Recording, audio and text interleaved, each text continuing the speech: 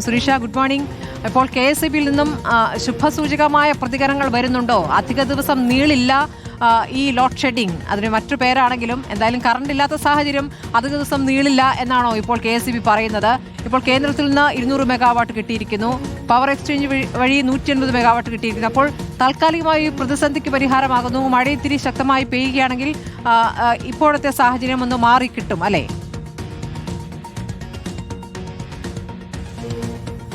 അങ്ങനെ തന്നെയാണ് KSEB കണക്ക് കൂട്ടുന്നത്. നിലവിലെ സാഹചര്യത്തിൽ നിന്നൊരു മാറ്റം ഉണ്ടാകുമെന്നുള്ളത് തന്നെയാണ്. ഈ പറഞ്ഞതുപോലെ കഴിഞ്ഞ ദിവസങ്ങളിലെല്ലാം കണ്ട രീതിയിലേക്ക് എത്തില്ല എന്നുള്ളതാണ്. ഇന്ന് ഇപ്പോൾ നിയന്ത്രണം ഏർപ്പെടുത്തിയിട്ടുണ്ട്. 6 മണി മുതൽ 12 മണി വരെ വൈദ്യുതി നിയന്ത്രണം, ഒപ്പം തന്നെ കേന്ദ്രവിഹിതം കിട്ടിത്തുടങ്ങി. അങ്ങനെ വൈദ്യുതി ലഭിച്ചു തുടങ്ങി എന്നുള്ളൊരു കാര്യം കൂടി ഒരു വശത്തുണ്ട്. പിന്നെ മറ്റൊന്ന്, ആളുകൾ തന്നെ, ഉപഭോക്താക്കൾ തന്നെ നിയന്ത്രണം വരുത്തേണ്ടതുണ്ട് എന്നുള്ള വിശദ വിവരങ്ങൾ നൽകിക്കൊണ്ട് നിർദ്ദേശങ്ങളായി തന്നെ KSEB പുറത്തേക്ക് അഭ്യർത്ഥിക്കുകയും ചെയ്യുന്നുണ്ട്. ഇതെല്ലാം തന്നെ കൂടി വരുമ്പോൾ ഏതായാലും പ്രതിസന്ധി കുറയുമെന്നുള്ളതാണ്. പക്ഷേ ഏറ്റവും പ്രധാനപ്പെട്ട കാര്യം, കഴിഞ്ഞ ദിവസം തന്നെ മഴ പെയ്തത് വലിയ ആശ്വാസമുണ്ട്. ഇനിയും വരുന്ന മഴ മുന്നറിയിപ്പിൽ കൂടി പ്രതീക്ഷ വെച്ച് നിൽക്കുകയാണ് KSEB.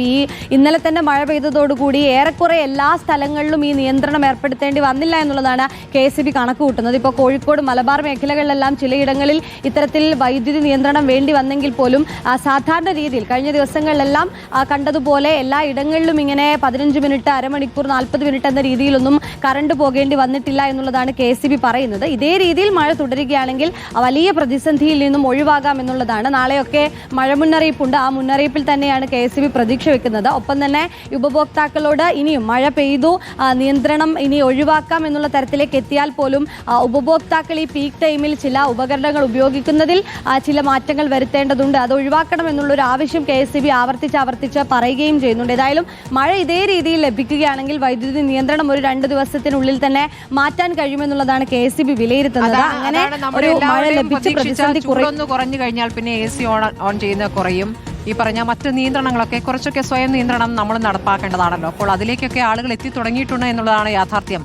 കാരണം എല്ലാ ദിവസവും ഈ നിയന്ത്രണം നീണ്ടുപോകുന്നത് ആർക്കും താല്പര്യമുള്ള കാര്യമല്ല. മഴ പെയ്യട്ടെ, നന്നായി മഴ പെയ്യട്ടെ, ആ നിയന്ത്രണം വേഗം അങ്ങ് തീരട്ടെ, അതാണ് നമ്മളിപ്പോൾ ആഗ്രഹിക്കുന്നത്.